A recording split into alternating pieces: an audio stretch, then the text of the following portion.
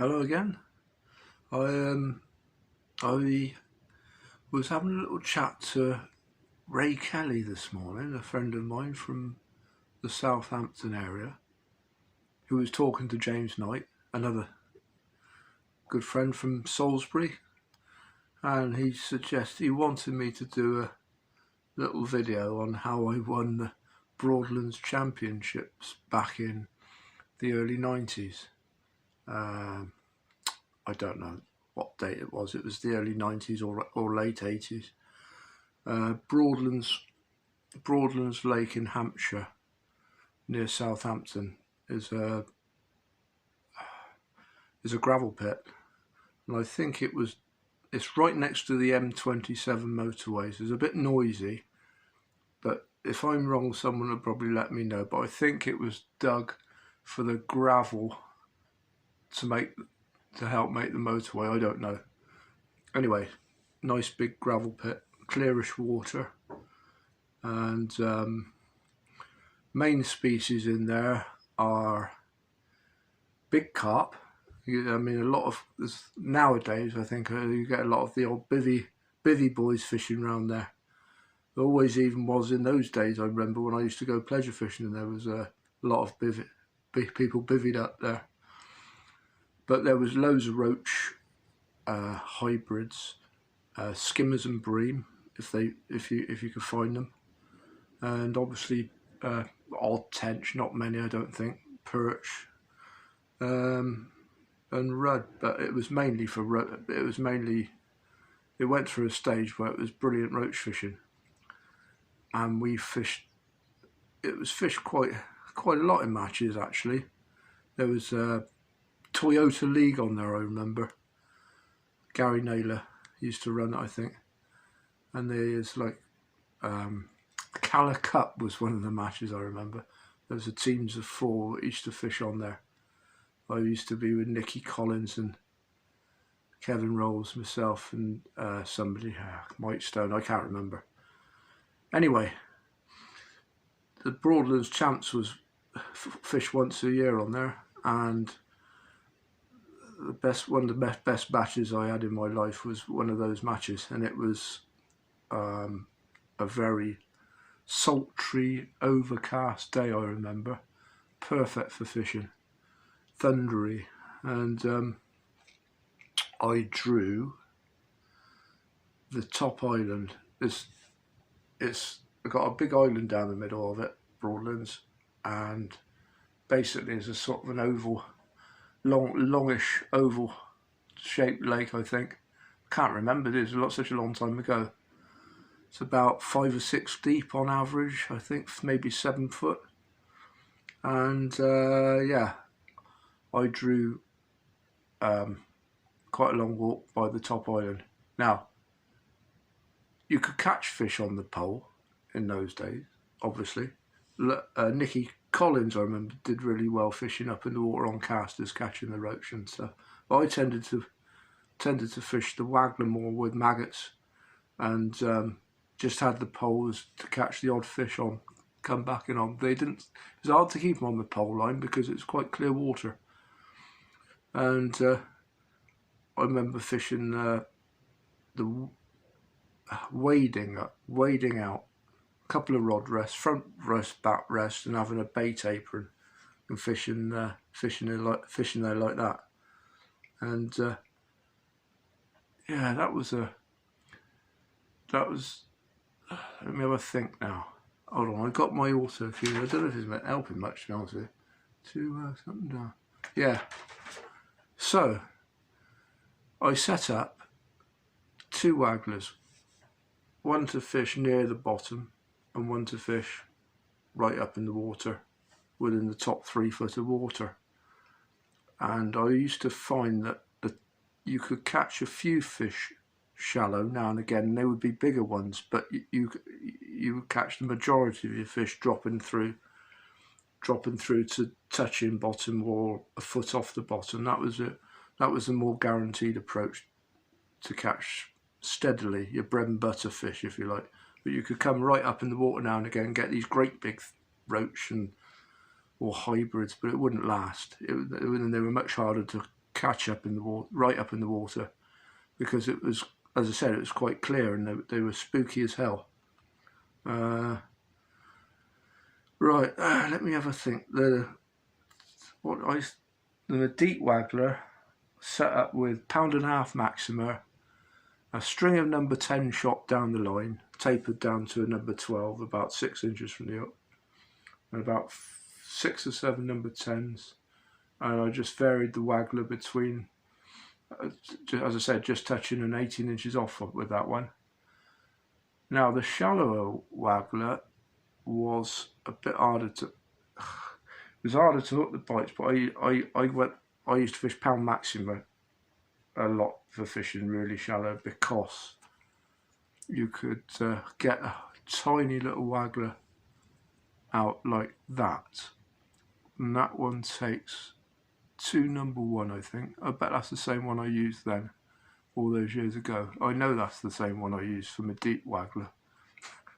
It looks a bit war-torn, I must admit, and it takes about 2BB plus the droppers down.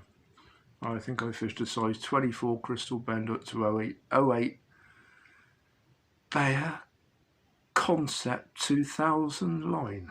Remember that? And yeah, and as I said, I just loose fed. I think I loose fed about 2 pints of white maggots throughout, where you could really keep. I could feed so much more regular with a bait apron that was there in front of you. You didn't have to stretch to get your bait. You could just fire it out. I remember just feeding 4 or 5 times every cast to try and keep the roach up in the water. To try and get them up, basically, where you can catch them a bit quicker. And nice thing about Broadlands was the background. It was quite sheltered, I remember. I never remember it blowing a gale, so it's ideal for fishing the Wagler. You could fish the Wagler quite comfortably. The background was like a nice dark background from the island, so you could see a dotted, or you could see your Wagler dotted nice and easily. And yeah, that was a real memorable day, because every massive great roach in the lake must have fed that day for me, because I managed to win the match with £56 of them, and quite a few were touching or over the pound, and I reckon a couple of them might have even been touching £2. They were just clonking great roach, blooming brilliant fishing it was. And there was loads of weights that day. I can't remember the names of the people that framed, but there was several high 20s, I think, and maybe even 30s. But yeah, that was certainly a memorable match for me. That was. I'll never forget, talking about that shallow Wagler, I'll never forget doing a feature at Longleat on the Middle Lake, and I was with Brian Gay. I think it was called Enter the Lion's Den or something. I had a hell of a day's fishing. I had 50 odd pound then, but it was probably I think it was mainly skimmers up in the water. And Rich Shave come along just as I was finishing the feature with Brian.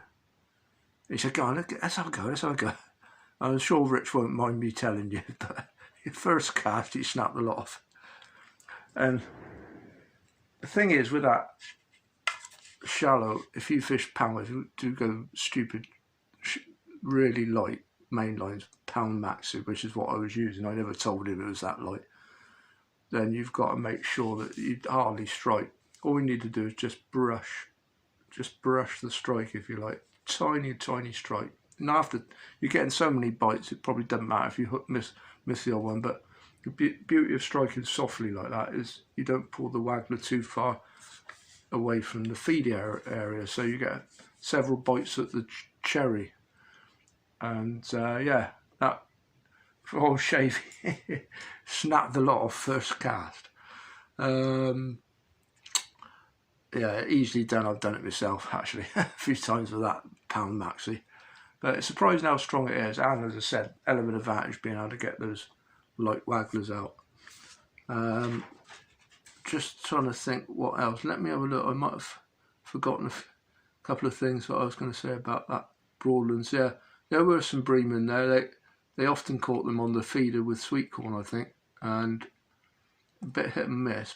But yeah, quite a few of the matches were won on the sweet corn. I think they used to say that it lay on the bottom, lay on the weed easier. If you fish maggots, there's a lot of bottom weed on there, and maggots tend to crawl into the weed. So corn was a really good option. A nice visible bait sat on the bottom. All right, 2 wagglers up and down. Hold on a minute. I just want to make sure I've pound and a half mats.